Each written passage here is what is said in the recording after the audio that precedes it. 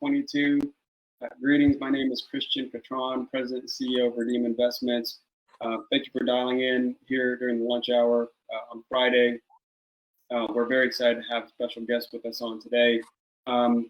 Just for everybody's awareness, the name of my company, again, is Redeem Investments. We host this monthly webinar where we have various industry folks come on and talk about their relevant experience in various areas. Today the topic happens to be about renewable energy investing and solar farm construction, which is why we have on with us Mr. Christian Warren, who's the president and CEO of Midflare Corporation. And so just a little bit about my company and what we do. We are a real estate investment firm that specializes in both residential and commercial real estate. Most of our efforts are in regards to commercial real estate. And within that, there's really two primary food groups, if you will. One is value-add apartment buildings and things within the commercial real estate realm, and then also land development, but specifically for renewable energy projects, and more from a capital raising and capital formation standpoint, which is where we partner with Christian and his team to fund their projects. And so we thought we'd invite Christian on today, given a lot of momentum that they are experiencing with all the activities that they're doing. And so very excited for him to be able to share those things with us today. We do have a mastermind that I typically talk about. I think folks who frequently attended these things are very familiar with that, and so I won't go into that. Suffice it to say that anybody who's interested in learning how to do any of the things that we're doing currently, feel free to reach out to us, info@redeeminvestments.com, or go to our website, which is redeeminvestments.com, and you learn more about that. So without further ado, let me transition to Christian. And I don't know if we'll be able to get to sharing his screen or not, but hopefully we will. And if not, he's a very great speaker, and he'll be able to speak through to some of his slides and things that he's got going on. And really, more than anything, I wanted to have him on to be able to have a forum to be able to share about things that he's doing, even if it's more of just a Q&A format here, if we're not able to get to some of his slides. So with that, Christian, let me hand it over to you for introductions. Ready? Thank you very much. And unfortunately, it looks like we're not going to have the option for me to share my screen right now, but really I just have about 10 minutes of introductory comments just so you guys can get a flavor of what me and my company Midflare are about. So I'd like to certainly keep it conversational. I'll step through it in about 10-15 minutes and we'll go from there. So in terms of who Midflare is, we are a renewable energy company. We're a certified minority renewable energy company that was founded in 2009, and we are based in Atlanta, Georgia. Our specialty is developing the utility scale solar farms. So these are, in terms of, to use the industry term, it's 10 to 500 megawatts in size, which are very, very large solar farms. If you think about it in terms of what 1 megawatt is, that's about enough power to generate enough power to power about 2,000 homes or so. And we are one of the largest minority business enterprises that does solar development in the US. Important part here is both my business partner, Mark Randall, and I, we have about 50 years of collective experience in both the utility as well as business and large corporation experience. So we definitely have everything covered end to end. To give you a quick overview by way of education for myself, I've got my undergrad from Morehouse in physics, a master's degree in mechanical engineering from Georgia Tech, and my grad degree in business from Kellogg, from Northwestern. My experience ranges from General Motors, where I did a lot of lean manufacturing, to consulting with Deloitte, a lot of supply chain experience, and really, like I mentioned, that 20 years with General Motors was probably the most important part of the foundation, if you will. My business partner, Mark Randall, he has his undergrad from MIT in mechanical engineering, and he got his MBA at Northwestern or Kellogg, which is where we met. His experience ranges from Honeywell to General Electric to Capgemini, where he also has consulting experience as well. And really, I offered a little bit more detail in terms of our background to help give context to the different stages of solar development and our capabilities. Early stage project development in solar really ranges from land acquisition, negotiating land leases, do what they call interconnection analysis. That's how do you plug in your solar farm to the grid. And then there's all types of different agreements that you have with customers. There's permitting, there's financial modeling, and there's vendor management and project management. A lot of our background lends itself very, very nicely to that full continuum or spectrum of development activities. And that's really one of the things that distinguishes us from a lot of other developers, because they might have some strengths in a few of those areas, but certainly not all of them. So I would, put us head to head with just about anybody at any one of those areas, which again makes it good for us in terms of knowing what levers to pull and how to optimize the overall projects. So just very quickly, and I'm obviously stepping through the slides that unfortunately you guys can't see here. We do have experience in New Jersey where we've developed a couple of projects. We've got consulting engagements, both domestic and internationally. And that international experience includes Egypt, Mali, West Africa. We've got some Caribbean experience with 90 megawatts in Haiti. We've done projects in North Carolina, South Carolina, New Jersey. We're working in Virginia right now, where my business partner, Mark, has commissioned an 80 megawatt project. And just as a footnote, the 80 megawatt project that we've been working on is the first solar farm that was developed and delivered on time for Dominion since 2019. So just another proof point to the disciplined approach that we take. It's really been proven out in the real world. We do have a slate of really excellent development and equipment partners. Again, I'll step through this fairly quickly, but the one thing I do want to mention is all of our partners have bankable equipment, which means it's the highest level expected from investors. And we have relationships with people inside of the supply chain, so to speak. So when we're looking for panels, we're not only going to the top tier panel manufacturers, but we're actually going to the contract manufacturer that develops and delivers panels for all of the different people in the industry.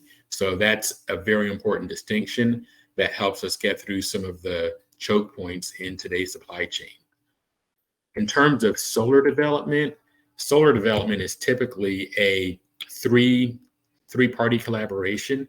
And in this three-party collaboration, you've got us as the developer, which is Midflare. You've got your utility companies, which are utility companies that you may have heard of, like Dominion, or Exelon is a large holding company, Duke Energy in the Carolinas. We work with them and our customers, which are typically universities, large energy users of all different types. And within most developments, those are the three key players. Sometimes you only have two of them, which would be the developer and the utility. Other times you have just the developer and the large energy user in what's called a behind the meter development. All of those different options really offer unique and interesting opportunities for investors as well as Midflare. And the one that I'll focus on for the moment would be the behind the meter opportunities. Those are typically built on land adjacent to where the electricity is going to be used. And those large energy users typically would want a third party to own the solar farm, or the generating asset, as we call it. And the reason that's important is there are a lot of really, really good benefits that flow to investors, whether it's tax benefits from the ITC, which is the income tax credit, the accelerated depreciation, and other really unique attributes that come with that. Many times, if you have, say, for example, a university, they can't take advantage of those tax benefits. So they look to third parties like Midflare and our financial partners to monetize that and make the project as attractive as possible for all parties. So with that said, we can certainly talk in question and answer about what some of those opportunities might look like or what developments look like in a little bit more detail. But suffice it to say that our current pipeline. I'm sorry. Before you transition, talk about current pipeline, Christian. I failed to mention on the front end that for folks who might have questions, to go ahead and pop those into the Q&A box. And my business partner, actually, Michael, is on as well, so he'll be monitoring that as well as myself, and we'll field those and tee them up for Christian as he goes on here. But before you move on from that topic, Christian, I think that's really a good one to flesh out a little bit more. I think the folks on the line and others that will listen to this on replay are probably somewhat familiar with renewable energy investing, possibly with solar farm. But if you could sort of distinguish a little bit, even before you go into the next parts, kind of just basics 101, like energy and the various sources, not to make it sort of rudimentary, but just so we have a good starting point for those who may not be as familiar, and sort of what the prevalence and the continuing rise of solar and wind look like along the spectrum, and why it's important to even really be knowledgeable and engaging in these types of opportunities. Maybe start there before you continue, please. Sure. So as we all know, with just the growth of the population, economy, et cetera, there's an ongoing and increasing need for more and more electricity. And with the need for more electricity, a lot of companies and utilities have said, well, if we're going to expand the amount of electricity that's needed, it's somewhat responsible to consider renewable resources, hence the popularity of solar and wind. And in the areas where it is viable, hydroelectric is something that is looked upon as well. But at the end of the day, solar provides a unique opportunity because it's got some similar support that traditional electricity generation has. So there's government subsidies that underpin all forms of electricity, and solar has its positive contributions, if you will, in terms of those incentives. So that makes solar a little bit more affordable, as does wind, as does regular. But at the end of the day, there's a lot of incentive at the state level to go in the direction of renewables. I'll use the state of Virginia as an example. The state of Virginia has said by the year 2050, they would like to see 100% of the electricity that's used within their state generated from renewable resources.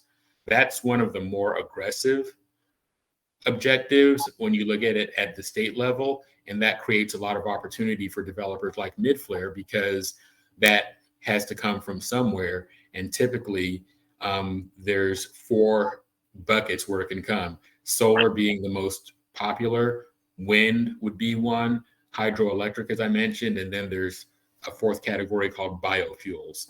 And biofuels are a little bit more of a niche when it's compared to some of the other options. So with that said, Midflare looks at that and says there's a great opportunity across all states to add to the electric generating capacity of all of these different utility companies, because at the end of the day, it's required. Actually, okay, so that the last bit there may answer the question. And this one is a little bit of it may be a little bit of a tricky question, but let's see how you navigate this one, which is, would you say that the growth and the demand for renewable energy, particularly solar, is more market driven or more legislative and policy driven at this point in the stage? Well, interesting question, because there's really a push and a pull for it. So the push would be from the governmental requirements, like the Virginia Clean Economy Act is an example of that. But the pull of it is there's a lot of customers that want solar, but may not be able to get solar from where they live. If you think about some of the people who live in, say, these condominium towers, though they can't get solar on top of the tower and no significant amount to generate for that building, they're still interested in having their electricity come from solar generated resources. So that's putting a little bit of a pull, if you will, on the utility companies when these customers are saying, hey, this is what we would like to see. So utility companies have ignored it for the time being, but it's something that they're not going to be able to ignore for long. So they're starting to play ball and satisfy those customer requests. The other part is in the state of Georgia. There is a nuclear power plant that has been under construction for the past roughly 18 years. And it is approximately $5 billion over budget. So they've spent $5 billion above and beyond what they were projecting to spend. And it's already 4 years behind target. And it's projected to be another year and a half before they might be able to bring it online. The only reason I mentioned that is because there's the inevitable story, at least in Georgia, where the ratepayers are going to have to pay that $5 billion or however much that ends up being. And the highly affordable electricity that they projected to see isn't going to happen.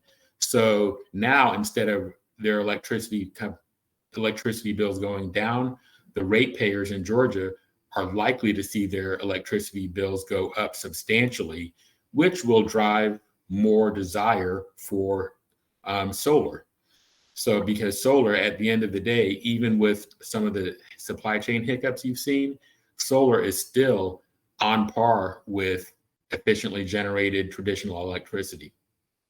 Yeah, so that's an interesting point there, because I think there's probably still some question marks around the cost of energy, specifically with solar. I think for the longest time in its early stages, the cost to generate solar energy really was prohibitive, but I think costs have lowered significantly, such that it is more efficient and becoming more and more prevalent. Is that fair to say?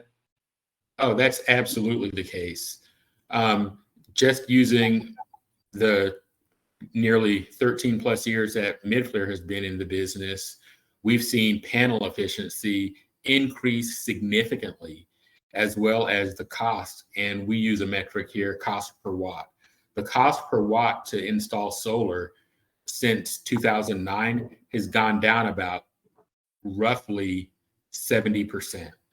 So with a 70% reduction, as well as existing incentives, solar becomes eminently affordable and cost effective. Got it.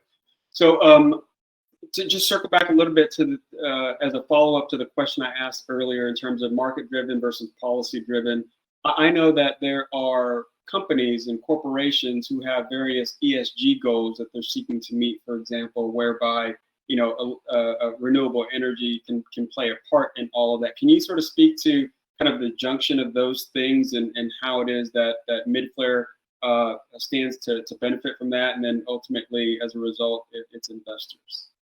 Yeah, absolutely. So the counterpart to the Virginia Clean Economy Act, using that as a point of reference, a lot of companies have what they call sustainability goals.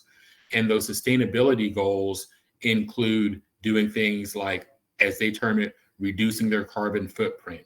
Well, how do you reduce your carbon footprint? There's a lot of different ways to do that, but Midflare has a very good understanding of the programs that utility companies have, and we can help efficiently bring those programs to companies that want to benefit from solar, and we can affordably and quickly do what a lot of other developers have difficulty doing. One is because of our scale, two is because of our experience, but three, it's because we really understand the way solar fits into their broader sustainability goals. So if you understand that, then you can help them make a stronger, better, more compelling, and here's the key thing, a much more urgent business case to integrate renewables into their overall portfolio. So using one of our customers in Virginia as the example, not only can we bring solar to power their headquarters, but we have an understanding of their broader supply chain and how we can use solar and other initiatives to help them achieve their overall corporate carbon reduction goals in ways that, quite frankly, other developers can't because of their limited understanding of the overall sustainability goals. Fascinating about all this, as I've obviously delved into it in partnership with you, is that oftentimes when you look at the value triangle, you've got price, quality, and speed, right? And what they say is you can pick two of those, but you really can't deliver on all three. I think what's interesting is if part of what I learned in this is that the off-takers, the customers, for example, not only are they able to meet their sustainability goals by way of sourcing renewable energy, but come to find out, that some of the programs that are offered by utility companies actually allow them to receive a discount from their current electricity costs, which I thought was very surprising. So I don't know the entirety of the economics of how that works, but I mean, please confirm if that is in fact the case, and sort of that being a driver for a lot of the demand that you're seeing. Yeah, absolutely. And you are correct that there are, and I'll just use Virginia because we've talked about it and it kind of has a familiar reference point here. In Virginia, we are allowed to bring customers online and offer them approximately a 10 to 15% discount to the rates that they were currently paying. So when you look at things, from a pricing standpoint, 10 to 15% savings. From a contract standpoint, there's a level of certainty about what the cost of electricity will be for anywhere from 20 to 25 years. And from a reliability standpoint, it's the same electrons and electricity that they would have gotten otherwise. So it's really a fantastic way for them to meet all of those multiple goals. And by the way, the utility company gets to, in a more accelerated way, meet the goals that they have from the state. And that's not an atypical scenario. Many, many other states and utility companies have similar goals, maybe not as aggressive, but the dynamic is still the same. Got it. No, that's great. I think that was the thing, one of the things that fascinated me learning about all of this early on.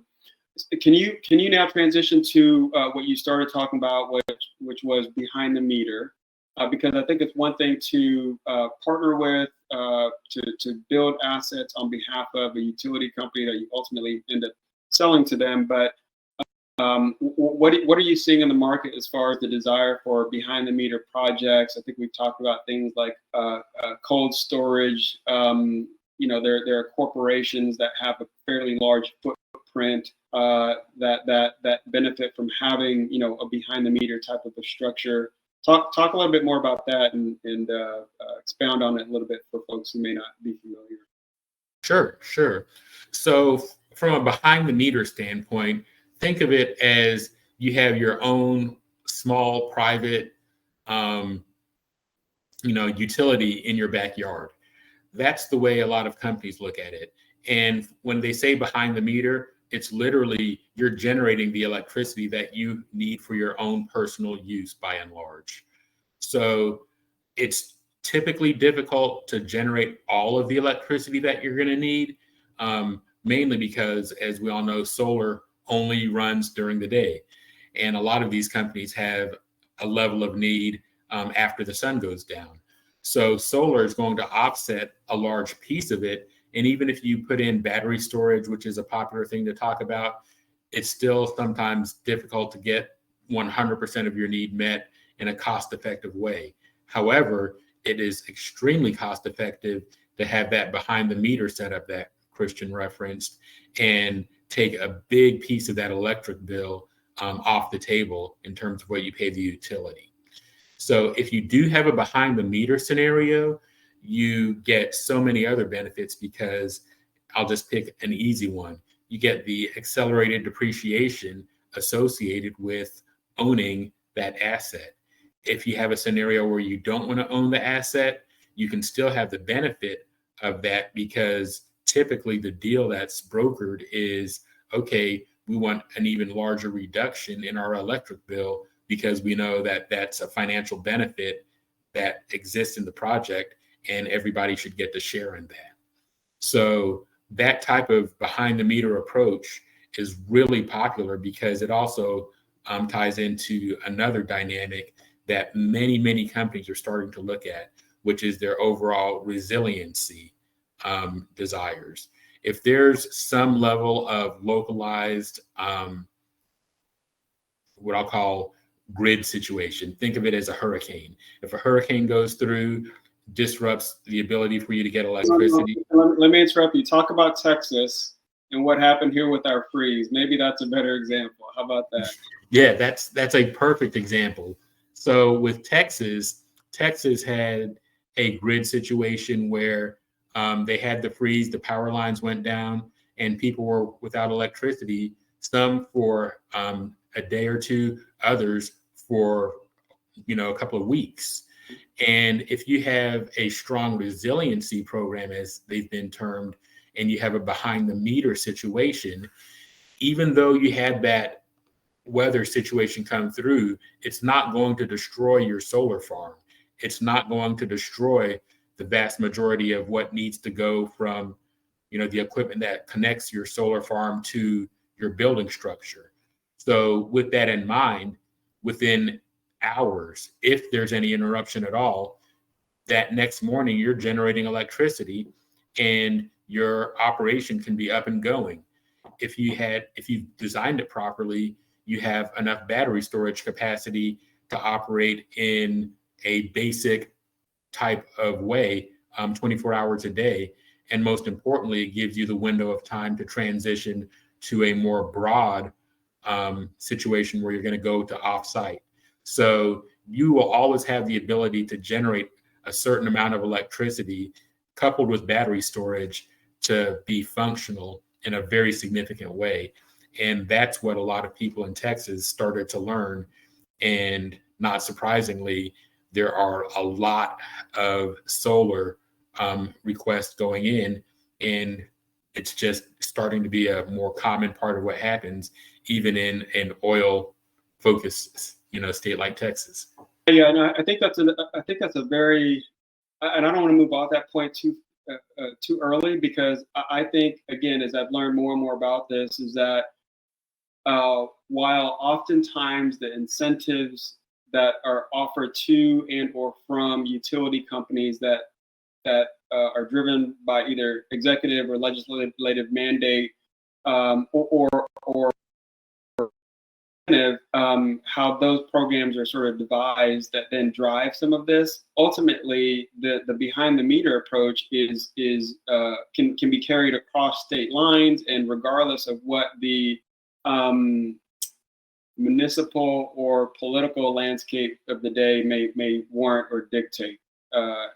Tell me if that's an overreach, Christian, but that's sort of my understanding, is that given the fact that you can establish these, what effectively are microgrids tied to different entities, companies, or otherwise, that really, regardless of what state you're operating in, these are things that can be built out and be purposeful and useful for the folks that would want them. Yeah, 100%. In fact, I'll even take it a step further. You're starting to see where, your largest companies that are out there, and I'm going to shift over to the tech space.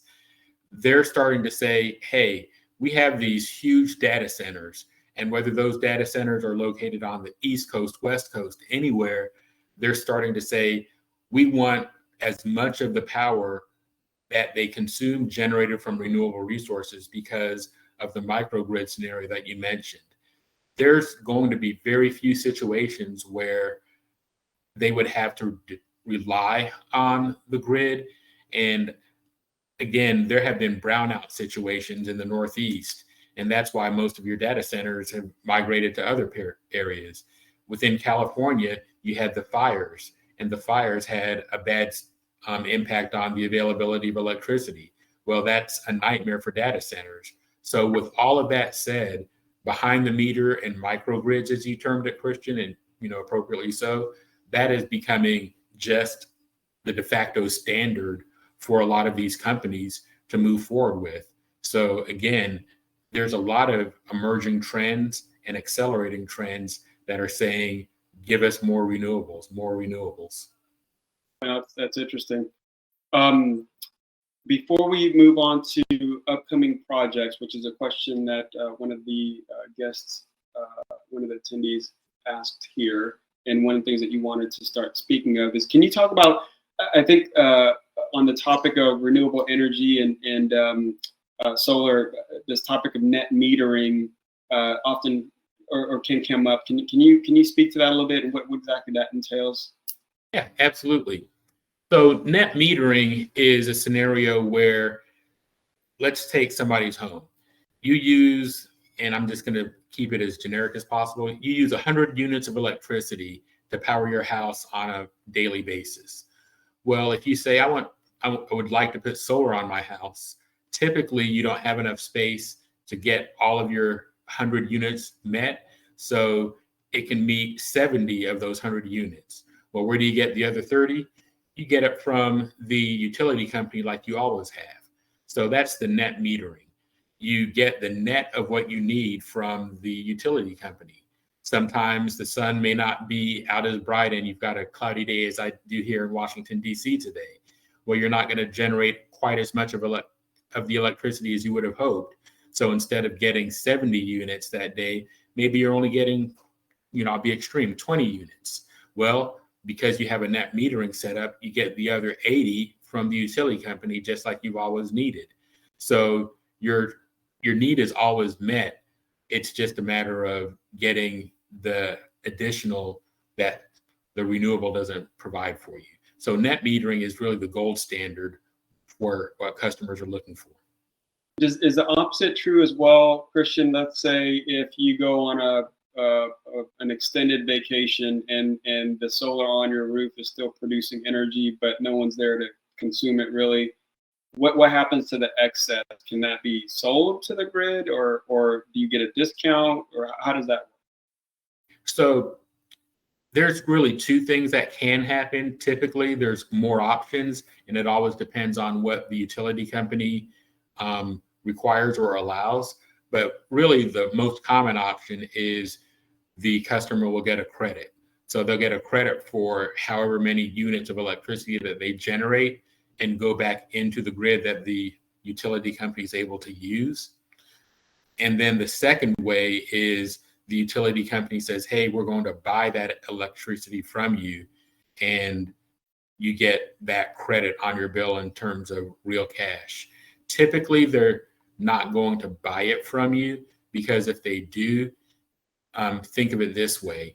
You're generating the electricity for use at the highest demand time. So, that's kind of the gold standard, but the rate at which they buy it from you is at the wholesale rate, which is a lower number.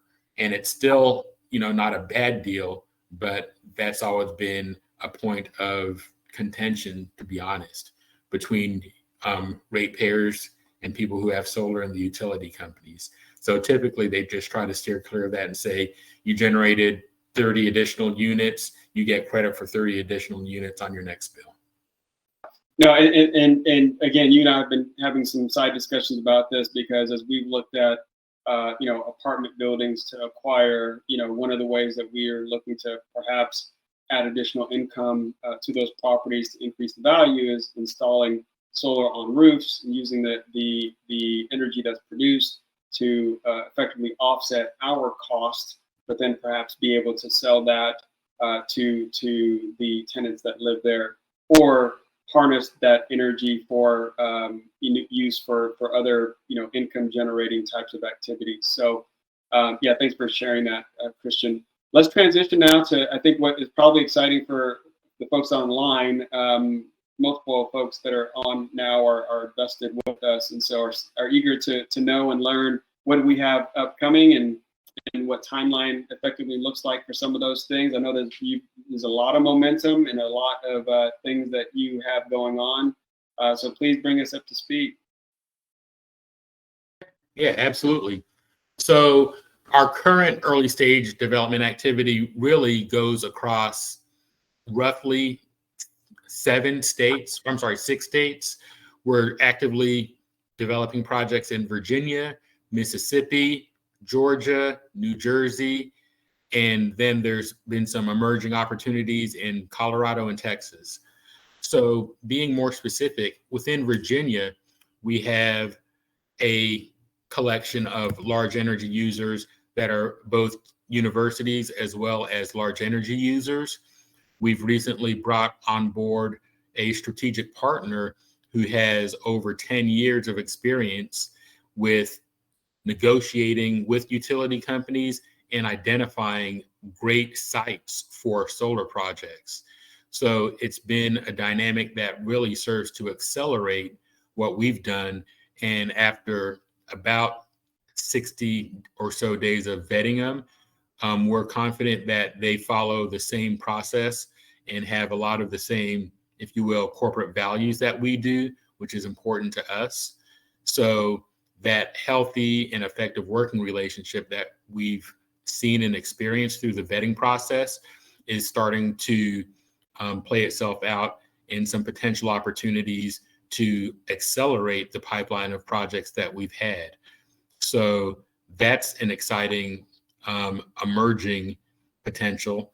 And, you know, not to put the cart ahead of the horse, but at the end of the day, those types of relationships can serve to just quicken the development cycle for what we're doing, because it presents different options for us to bring our projects to market a little bit faster.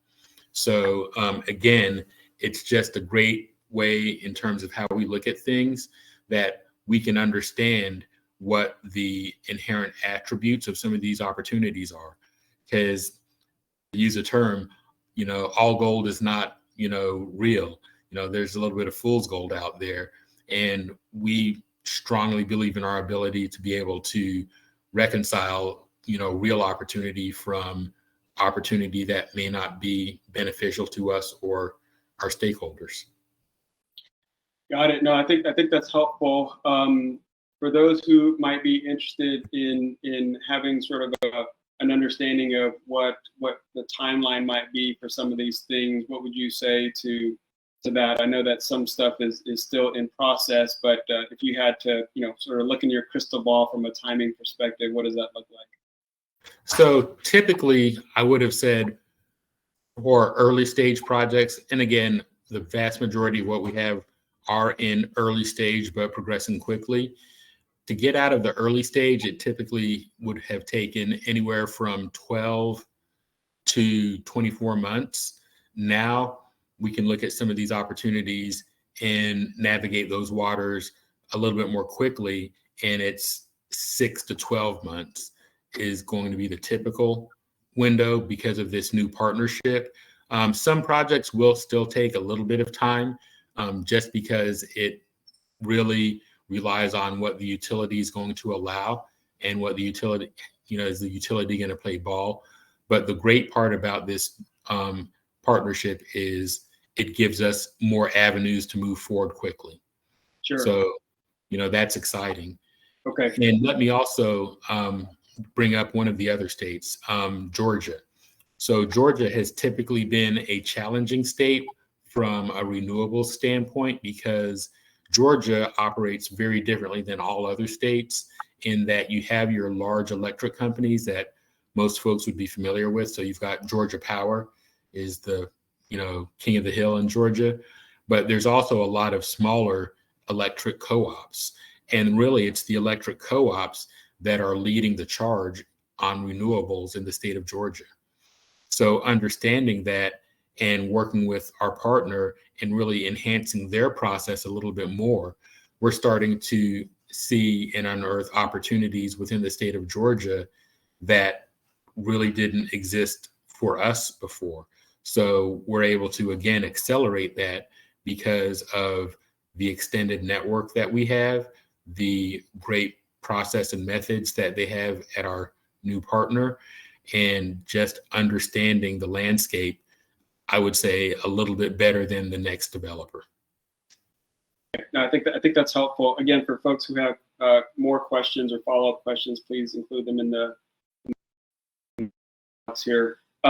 Christian, can you go back to something that you said earlier, because I want to create the distinction and then talk a little bit about our fund as we seek to sort of land the plane here. The distinction between the three operation, for example, where you've got imminent this 150 megawatt project or so that we began down the path on, versus some of the behind the meter projects that are also available that do include the tax credits and other things. Maybe kind of just talk about and distinguish between those two brands, and then I'll speak to how our current fund helps support one of those, and then how follow-on funds will support the other. Sure. So earlier I did mention the three-party collaboration between developers like Midflare, utility companies like Dominion in Virginia, and large energy using customers. That is a typical setup where the utility company says, hey, here's the program that we would like developers and customers to follow. The utility company, in this scenario, Dominion, would facilitate the development of the project, making sure that the proper studies are done in a timely manner so that you can build the solar farm and the benefits of that electricity can go to those large energy users. The utility company also clears the path to make it easy for the large energy users to say, hey, I've got my electricity generated from renewable resources. The utility company would require that they own that asset. So Midflare is really an intermediary to find the customer and then build the solar farm. And then the solar farm is ultimately sold to, owned and operated by the utility company. And once the solar farm is commissioned and sold, Midflare steps out of the arrangement, and it's a direct relationship for the duration of that contract between the large energy user and the utility company. So now, let me interject there. So in that scenario, the fund that we have is called Renewable Energy Fund 1. Redeem Renewable Energy Fund 1 is set up to help finance some of the early stage costs for Midflare, which are in the form of short-term bridge loans, in order to help them with things like sourcing the power purchase agreements, the site selection, and everything needed to get to the point of something called notice to proceed, which is effectively the green light to start breaking ground and continue with the project, source construction loans and everything else. And so because the asset that they would then build is sold to the utility company, there's not the availability of tax credits and other things like you find in the other thing, or the other approach that Christian's going to talk about now. So I just wanted to talk about how our fund is currently structured. Midflare provides us with interest that we then use to pay our investors. And as of this moment, they're provided a 12% annualized return. And that's how that is paid on a monthly basis. And so as it relates to the other approach, maybe speak to that a little bit, and then I'll speak to some of the discussions we've had about a potential follow-on fund that helps with those efforts as well. Sure. So, and I'll again use a specific example. One of the projects that we're looking at in Georgia, it's starting to look highly likely that would be a behind the meter scenario. And it would be a behind the meter scenario and present the opportunity as follows.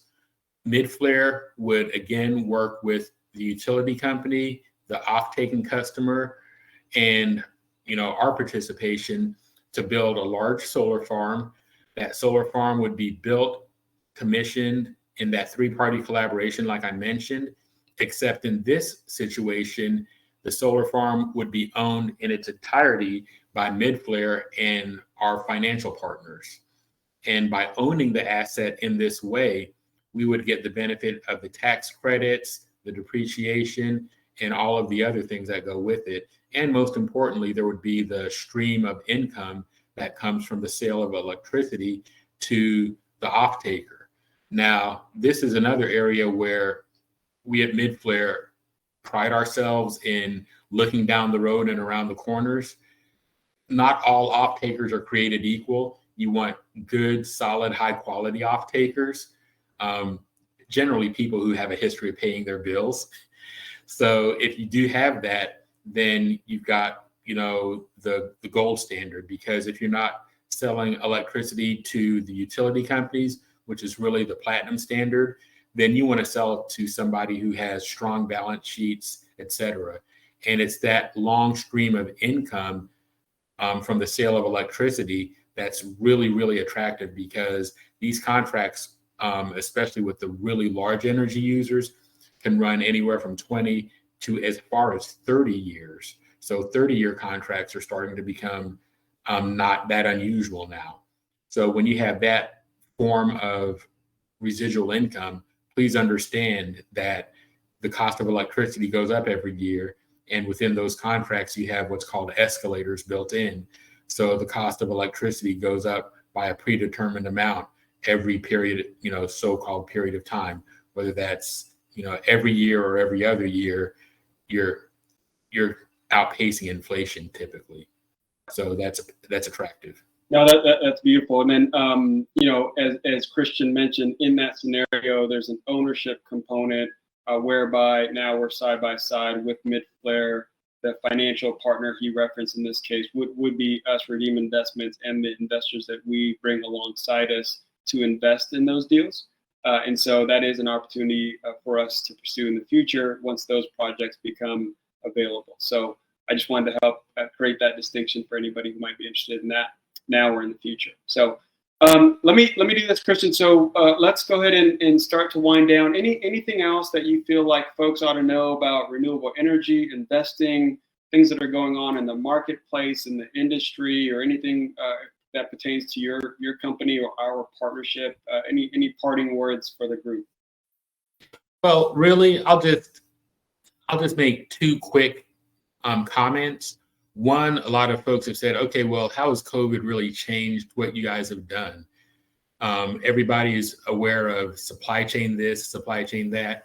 And the reality is COVID and the follow-on supply chain ripples have impacted solar as well.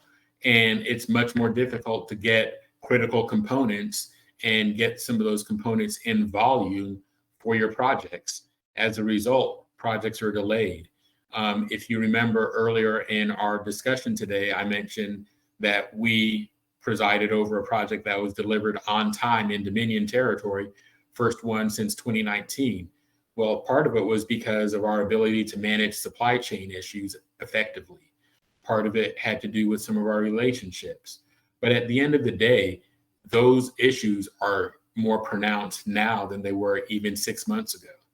So our ability to have the relationships to get the critical components that we need in a timely manner and manage the expectations of our partners, it's more important now than ever. And that's where we're just, quite frankly, better than the next developer.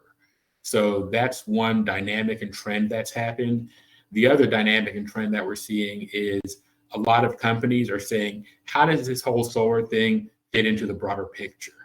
And because of our strategy backgrounds and the path that we walked to, becoming Midflare, we have an understanding of the critical business issues that our large energy using companies have to reconcile. And we can advise them, hey, from a sustainability standpoint, you're valuing these benefits and attributes in this way, but really look at it over here as well. And you're not fully realizing or quantifying these additional benefits or extended supply chain benefits. And the handful of customers that we walked through with that, it's been eye-opening for them, and the last part that I'm going to say in reference to that is we have a lot of deep relationships inside of the Department of Energy, and we can bring a lot of leading edge technologies and processes to our customers. So there's a product called Urban Wind. Well, nobody wants big windmills on their college campus or in their neighborhood, but there are wind products that quite honestly look like modern art that you can bring to bear, and people haven't really been aware of them because these products have only been available for the past roughly year or so. Well, we're aware of them. We know some of the better manufacturers and producers of it, and we can say, hey, give this a try. And because of those relationships, it can be done in an accelerated way. So all of that is important in the post-COVID world, so to speak. Got it. No, that's very insightful, as has this entire time.